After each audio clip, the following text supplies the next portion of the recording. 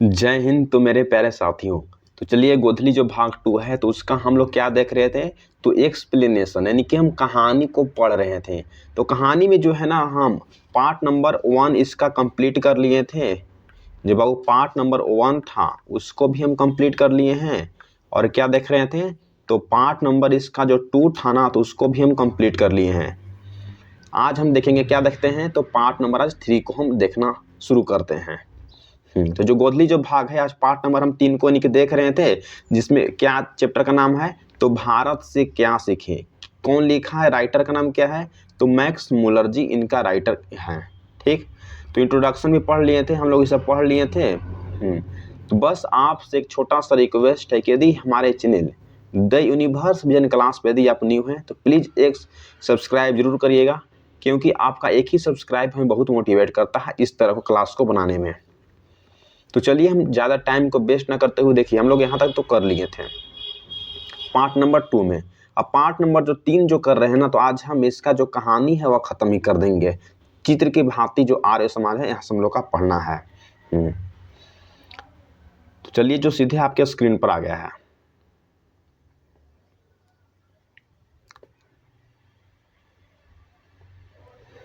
देखिए अब जिस अंदाज में हम लोग पढ़ रहे थे उसी अंदाज में पढ़ेंगे, आपको कहानी हम समझाएंगे। जो अगर नोट पॉइंट करवाएंगे तो उसको आप लिख ही लेना है। क्यों? क्योंकि आप स्टोरी पढ़ रहे हैं, कहानी पढ़ रहे हैं, तो आपसे एक भी जो प्रश्न है वह छूटना नहीं चाहिए बिहार बोर्ड की परीक्षाओं में, खास करके यदि आप 2026 में एग्जाम देने जा रहे हैं तो चलिए टाइम वेस्ट हो रहा है, इससे बढ़िया है कि हम लोग कहीं अपना कहानी पर आ जाते हैं। देखिए, चित्र की भांति आर्य समाज विभाजन से पूर्ण सभ्यता का व सांस्कृतिक अवस्था का कुछ कमबोश एक परिपूर्ण चित्र बनाया जा सकता है और बनाया जा चुका भी है।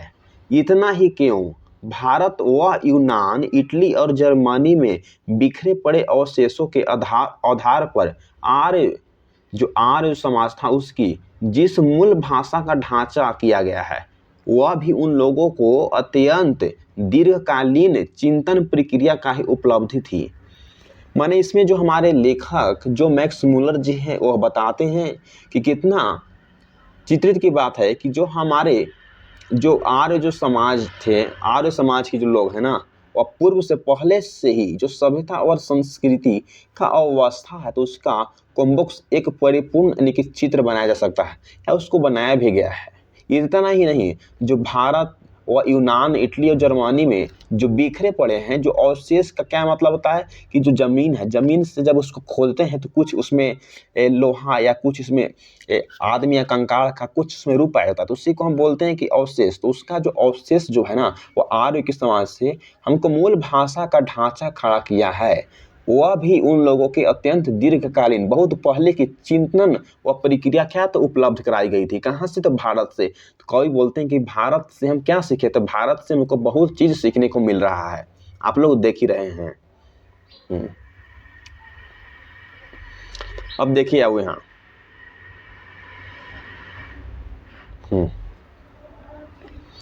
अब आप ही इतना अंदाज लगाइए कि संस्कृत, ग्रीक और लैटिन इन तीनों भाषाओं की एक सामान्य मूल उद्गम स्रोत तक पहुंचने के लिए हमें कितना पीछे हटना होगा।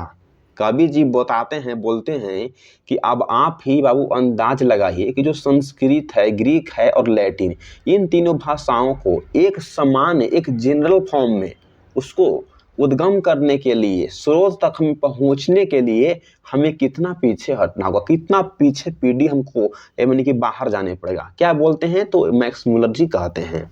फिर यहाँ से देखिए, इस प्रकार हम उस सम्मिलन स्थल पर पहुंच जाएंगे जहां से हिंदू, ग्रीक, यूनानी आदि शक्तिशाली जातियों एक दूसरे से पृथक हुई थी। बोल रहे हैं कि जो सम्मिलित होना चाहेंगे, तो जहां से जो हिंदू हो गया, ग्रीक हो गया, यूनानी, जो आदि जितने भी अगर शक्तिशाली जो जाति थी ना, जो एक दूसरे से पृथक हुई थी। पृथक का मतलब क्या होता है, एक दूसरे से अलग हुई थी। ठीक, यहाँ तक हो गया। और यह भी कि उस सुदूर अतीतों में भी वह हमारी आदि कार्य भाषा एक जैसी चट्टानों के रूप में दिखाई देती है। जो हमारी जो संस्कृत जो भाषा है जो कैसे रूप में दिखाई देती है बाबू, जो आर्य जो समाज जो भाषा एक ऐसी चट्टान के रूप में दिखाई देती है जो चिंतन परंपरा के प्रवाहों के उतार चढ़ाव से घिस मंझकर चिकनी और अस्पष्ट हो चुकी थी। हमें उस भाषा में प्रकृति और प्रत्यय के योग से बनी हुई असीमिक ग्रीक एसिम जैसी यौगिक क्रियाएं मिलती है। मैं हूँ जैसे भाव को व्यक्त करने के लिए भला किन्हीं दूसरी भाषाओं में असीम जैसा शुद्ध उपयुक्त शब्द कहाँ मिल पाएगा, ऐसा भारत में उपलब्ध है। ऐसा कौन बोलते हैं? तो मैक्स मुलर, जो भारत से क्या सीखे उनके राइटर हैं। फिर देखिए बाबू, यहाँ उन भाषाओं में खड़ा होता हूँ या ठहरता हूँ, मैं जीता हूँ, मैं उगता या उत्पन्न होता हूँ, या मैं बदलता हूँ जैसी क्रियाएं भले ही मिल जाए, किंतु अस्मिम का मतलब क्या होता है कि मैं हूँ, बोलते हैं कि मैं हूँ। यह क्रिया तो केवल आर्य जो भाषा है ना, तो भाषा में ही उपलब्ध हो सकती है। तो बता रहे हैं कि जो भारत में जो आर्य जो समाज की स्थापना हुई थी, तो उसमें कितनी जो भाषाएं प्रचलित थी, जो हमारे चिंतन का क्या है, तो परंपरा का यानी कि उतार चढ़ाव बना हुआ है। कितना यानी कि सिखा रहे हैं, जो भारत से हम क्या सीखे उसमें बता रहे हैं। चलिए अब यहां से देखते हैं मेरे साथियों। देखिए, मैं इसी वास्तविक अर्थों में इतिहास मानता हूं, बोल रहे हैं कवि कि मैं इसी जो रियल जो समय है, जो असली जो समय है, उसमें मैं अर्थों का क्या मानता हूं, तो अर्थों को हम इतिहास मानता हूं। और यह एक ऐसा इतिहास है कि जो राज्य को जो राज्य है, तो राज्य को दुराचारों और अनेक जातियों को क्रूरताओं की अपेक्षा कही है, अधिक ज्ञातो और पाठनीय है। एक भाषा बोलना एक माँ के दूध पीने से भी बढ़कर एकात्मक का परिचय है। और भारत की जो पुरातन भाषा संस्कृत है, जो सारभूत रूप से वही है जो ग्रीक है, लैटिन या एंग्लो सैक्सन भाषाएं हैं। यह ऐसा पाठ है जिसे हम भारतीय भाषा और साहित्य के अध्ययन के बिना कभी भी न पढ़ पाते हैं। कवि जी बोल रहे हैं कि यह जो एक ऐसा पाठ है, एक ऐसा लेक्चर है, एक ऐसा स्टडी है कि जिसे हम भारतीय जो है ना, वह भाषा को और साहित्य को, लैंग्वेज को और लिटरेचर को अध्ययन करने के बिना, अध्ययन जब तक ना कीजिएगा ना, तो उसके बिना कभी भी हम नहीं पढ़ पाते। और भारत यदि हमें इस एक ही पाठ के सिवा और कुछ भी न पढ़ पाता, तो हम इससे इतना कुछ सीख जाते कि दूसरी कोई भाषा कभी न सीख पाती। भारत में जब आर्य जो समाज आई थी, तो उसमें इतनी भाषाएं लाई गई थी, जिसमें जो संस्कृत हो गया, लैटिन हो गया, ग्रीक हो गया, तो जर्मनी सभी इसमें क्या था, तो जर्मनी के एंग्लो सैक्सन हो गया। ये सब जो भाषा एक ऐसा पार्ट था कि जब तक हम उसको स्टडी नहीं करेंगे, जब तक उसको हम पढ़ेंगे नहीं, तब तक हमको उसमें समझ में नहीं आता। ऐसा कहते हैं हमारे लेखक जी। चलिए यहां से देखते हैं मेरे साथी।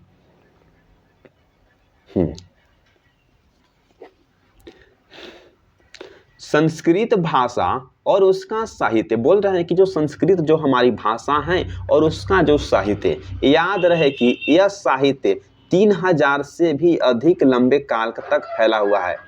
अगर आपसे बिहार बोर्ड की परीक्षाओं में पूछ देगा कि जो संस्कृत जो भाषा है और जो उसका जो साहित्य जो है ना, वह कितने हजार वर्षों तक बाबू फैला हुआ है, तो आपको बोलना है कि 3000 वर्षों तक फैला हुआ है। इसको आप अभी भी अंडरलाइन किए हुए हैं, इसको आप लिख लीजिए। जितना भी अगर हमसे बन रहा है ऑब्जेक्टिव, उतना हम करवा दे रहे हैं। तो बस अब आपके निर्भर करता है कि आप उसे लिख रहे हैं या नहीं लिख रहे हैं। तो लंबे जो काल है ना तक वह फैला हुआ है, और यूनान व रोम के संपूर्ण साहित्य से भी कहीं अधिक विशाल है। अब बोल रहे हैं कि जो हमारा जो संस्कृत जो साहित्य जो है ना, यूनान व रोम जो अलग अलग देश है ना, दूसरे देश से भी साहित्य से भी कई गुना विशाल बढ़ा है।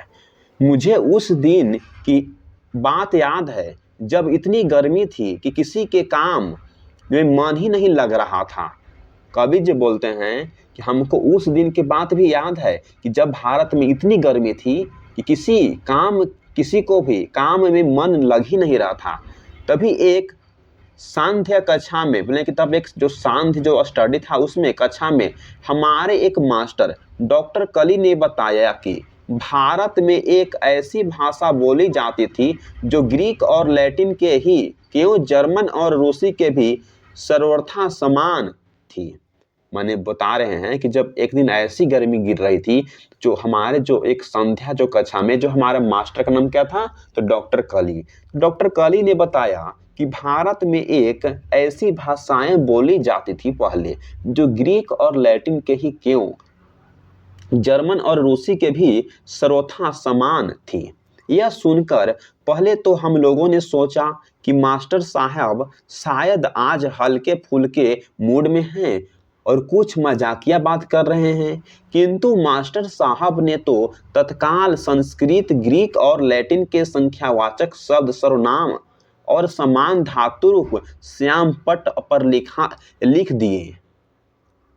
क्या था, तो सब जो है ना लिख दिखाए थे। अब तो हमारे सामने ऐसे तथ्य उपस्थित थे, यानी कि ऐसे हमारे पास तथ्य का मतलब है कि ऐसे एविडेंस, जो ऐसे साक्ष्य हमारे पास उपस्थित थे जिनके आगे नतमस्तक होना ही पड़ा, हम लोग का यानी कि मानना ही पड़ा कि भारत के आगे कुछ नहीं है। सब भारत की विशेषता बता रहे हैं जो हमारे कवि जो मैक्स मुलर जी हैं। तो यहाँ तक हो गया मेरे प्यारे साथियों। अब यहाँ से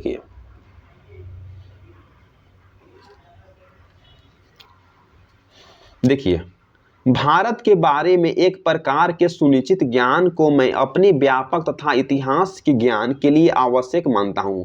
मैक्स मुलर जी कह रहे हैं कि भारत में के बारे में जो एक प्रकार के सुनिश्चित ज्ञान जो है ना, उसको डेफिनेट ज्ञान को अपने व्यापक रूप में, अपना बिजनेस के रूप में तथा इतिहास के ज्ञान के लिए आवश्यक मानता हूँ। आप ही सोचिए, यदि आप बड़ा होकर बिजनेसमैन बनना चाहते हैं तो आपके पास तो ज्ञान तो होना बहुत जरूरी है, डेफिनेटली है कि हाँ बहुत जरूरी है सर। तो इसी प्रकार से बोल रहे हैं कि भारत के साथ हमारे परिचय के फलस्वरूप आज यूरोप वासियों की धारणाएं बदल चुकी है, उसका संस्कृति जो बदल चुकी है और बहुत विस्तृत हो गई है, एक दूसरे से हट गई है। अब हम यह जानने लगे हैं कि जैसा पहले समझ जाता था वास्तव में हम उससे कुछ भिन्न है, उससे कुछ अलग है। कल्पना कीजिए कि किसी छोटी से छोटी प्रलय या भौगोलिक उथल पुथल के कारण कभी अमेरिका के लोग अपने अपने अंग्रेजी मूल को सर्वथा भूल जाए और तब 2 से 3 हजार वर्ष बाद उन्हें अकस्मात मालूम हो जाए कि सत्र वही क्या था। तो 17वीं सदी में ऐसी ही अंग्रेज भाषाओं में उसका साहित्य विद्यमान था। इसका मतलब समझिए, कवि बोल रहे हैं कि कल्पना कीजिए कि जब छोटी से छोटी प्रलय का मतलब भूकंप हो गया, किसी भी प्राकृतिक जो आपदा होती है, जो नेचुरल डिजास्टर में आती है ना, उसको बोला गया है जो भौगोलिक है या उथल पुथल के कारण जब किसी अमेरिका के लोग जो है ना अपने आप के अंग्रेज मूलवासियों को क्या तो सर्वथा भूल जाते हैं, तब 2 से 3 हजार वर्ष 2 से 3 साल बाद अकस्मात कभी भी मालूम हो जाए कि जो 17वीं सदी में ऐसे ही अंग्रेज भाषाओं का उसका साहित्य जो विद्यमान था, शामिल था, ऐसा तो हो गया था। इसके बाद देखिए, तो वे आश्चर्यभीत होंगे, उसको सोचेंगे, आश्चर्यचकित होंगे, उसको कहेंगे आह क्या बात है, संस्कृत की खोज हमारे लिए आज ठीक वैसे ही स्थिति उत्पन्न हो गई है। इसके कारण हमारी ऐतिहासिक चेतना में एक नया अध्याय जुड़ गया है और हमारे भूले बिसरे बचपन की मधुर स्मृतियां से सकार उठी है। यहां तक हो गया मेरे प्यारे साथियों। चलिए अब यहां से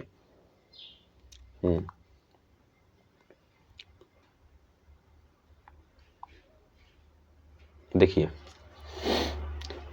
संस्कृत तथा दूसरी आर्य भाषाओं के अध्ययन ने हमारे लिए बस इतना ही किया है, सो बात नहीं है, इसलिए कुछ बात नहीं है।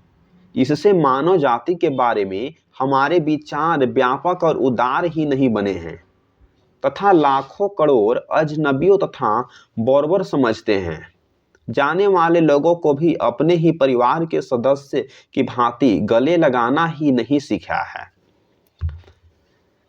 इसमें राइटर बोल रहे हैं कि जो संस्कृत तथा दूसरी जो आर्य समाज था उसकी भाषाओं अध्ययन ने हमारे लिए बस इतना ही नहीं किया है, जो बात भी कही है, इससे मानव जाति के बारे में हमारे विचार जो है, हमारे जो ज्ञान जो है, उदार ही नहीं बना है, बल्कि लाखों करोड़ जितने भी जो अजनबी जो लोग हैं, जो बाहर से आए हुए हैं, जो बर्बर उसको समझने लगे हैं, उन लोगों को भी अपने परिवार के सदस्य की भांति, परिवार के जैसा गला लगाना ही नहीं सिखाया है। फिर देखिए यहाँ से, अपितु इसने मानव जाति के संपूर्ण इतिहास को एक वास्तविक रूप में प्रकट कर दिखाया है। इसमें जो मानव का जो जाति जो है ना, इसमें संपूर्ण इतिहास को एक रियल भाषा में उसको प्रकट कर दिया, उसको सामने ला दिया है, जो पहले नहीं हो पाया था। बता रहे हैं कि जो पहले जो ना ऐसा नहीं हो पाया था। भाषा विज्ञान बोला जा रहा है ना, जो कि लैंग्वेज जो साइंटिफिक रूप में भाषा विज्ञान के द्वारा हमने अब तक जो निष्कर्ष निकाले हैं, वे संस्कृत की सहायता के बिना कदापि प्राप्त नहीं किए जा सकते हैं। मैंने बता रहे हैं कि जो संस्कृत जो भाषा जो भारत का था ना, वह क्या था, तो सबसे विद्वान भाषा था। उसके बिना जो है ना कदापि हम लोग प्राप्त ही नहीं कुछ कर सकते हैं।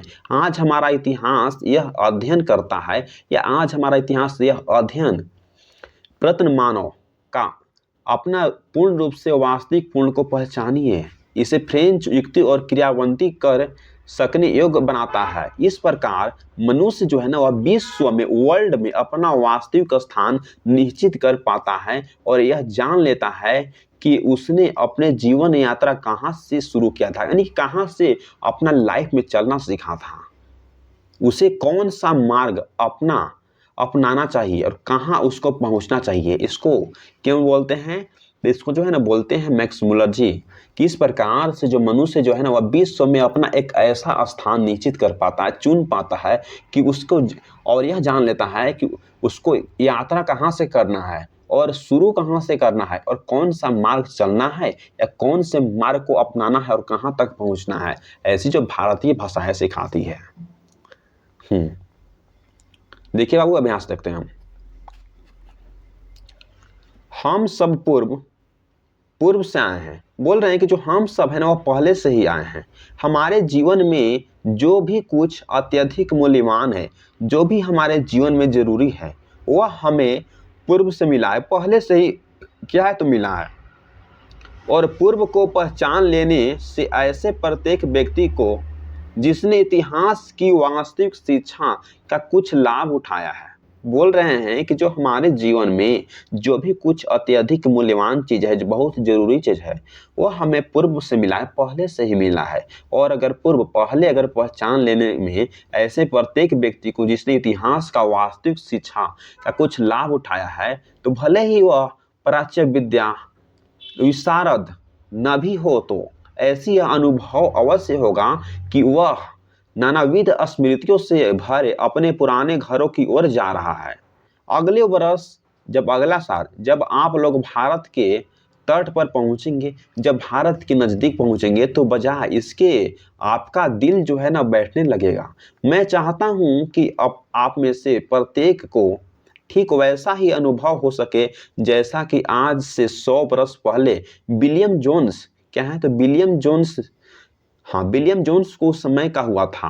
उन्होंने इंग्लैंड से आरंभ की हुई अपनी लंबी समुद्र यात्रा की समाप्ति पर शिक्षितज में प्रकट होते हुए भारत के तट दर्शन किया था। सुनिए, उन्होंने शब्दों में जिस भारत यात्रा की ललक मेरे मन में उठ रही थी, पिछले 1783 ईस्वी के अगस्त में उस देश के लिए मैं समुद्र यात्रा कर रहा था।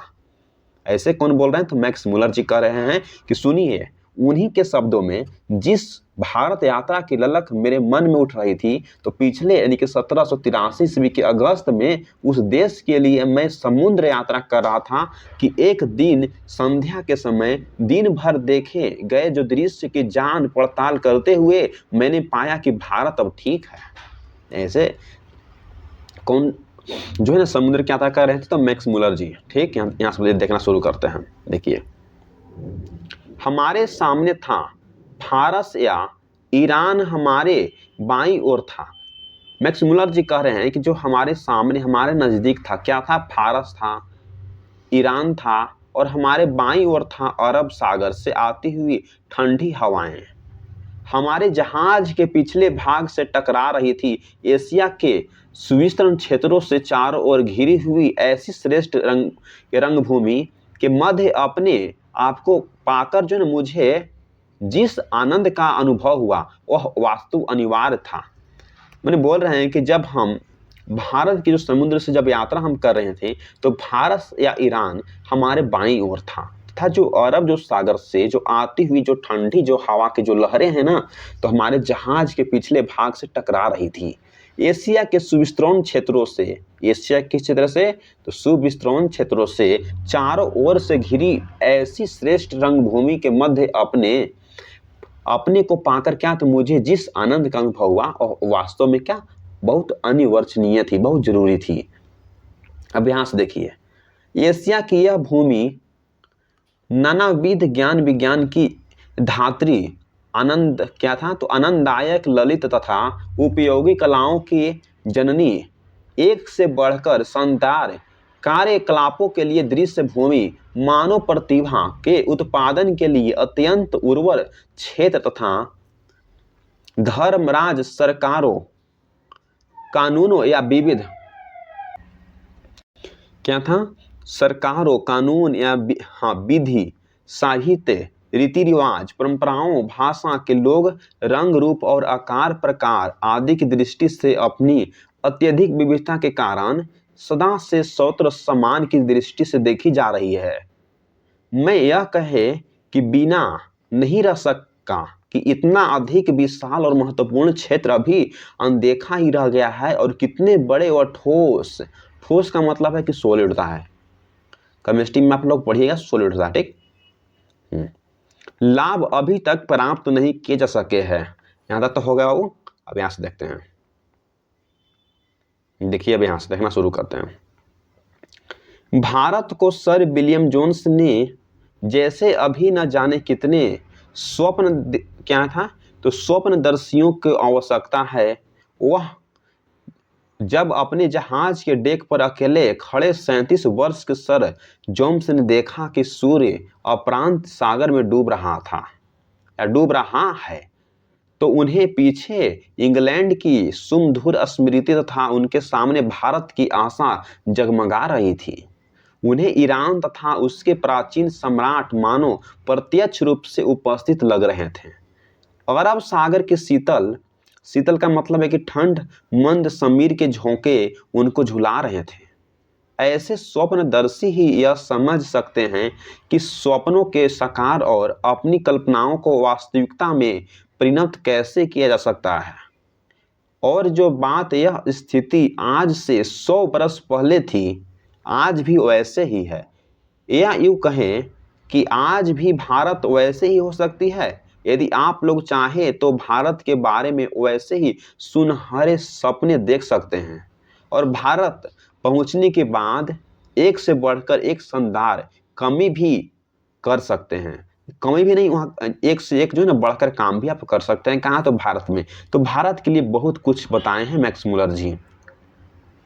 चलिए तो लास्ट पॉइंट आता है जो आपको यहीं से खत्म होगा।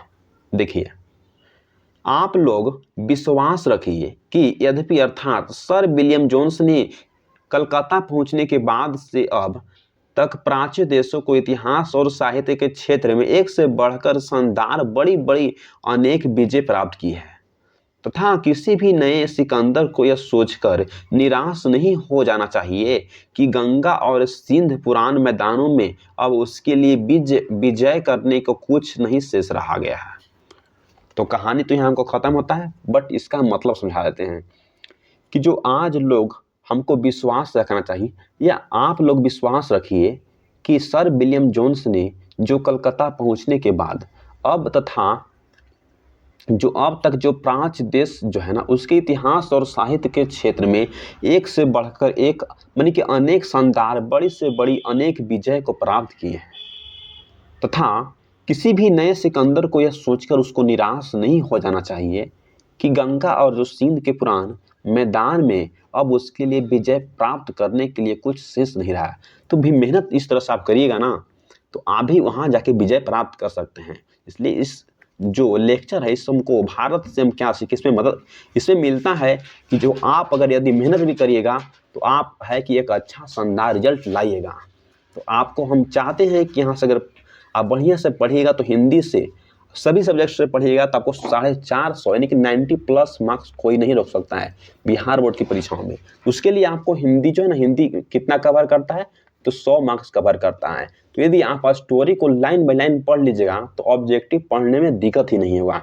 जब आपको ऑब्जेक्टिव 50 कंप्लीट होगा तो सब्जेक्टिव जो है ना आपको ऑलरेडी ही कंप्लीट हो जाएगा, बस आपको दिक्कत होता है ऑब्जेक्टिव में। तो आप कहानी को पढ़ लिए हैं, 1 से 2 बार पढ़ लीजिए, आपको समझ में आ जाएगा। बस आपसे एक छोटा सा हम रिक्वेस्ट करते हैं, क्या रिक्वेस्ट है देखिए, द यूनिवर्स विजन क्लासेस आपके सामने अभी लाइव है, तो प्लीज़ अभी तक इसको सब्सक्राइब नहीं किए हैं तो आप सब्सक्राइब करिए, क्योंकि आपका एक ही सब्सक्राइब हमें बहुत मोटिवेट करता है इस तरह को क्लास को क्रिएट करने में। तो thanks for watching this video. जय हिंद जय भारत मेरे प्यारे साथियों। तो जल्दी हम चैप्टर नंबर यानी कि 4, क्या नाम है उसका, तो हजारी प्रसाद द्विवेदी जो राइटर है उसके द्वारा लिखा गया है। चैप्टर का नाम क्या है, तो नाखून क्यों बढ़ते हैं, इसको बारे में देखते हैं। Thanks for watching this video.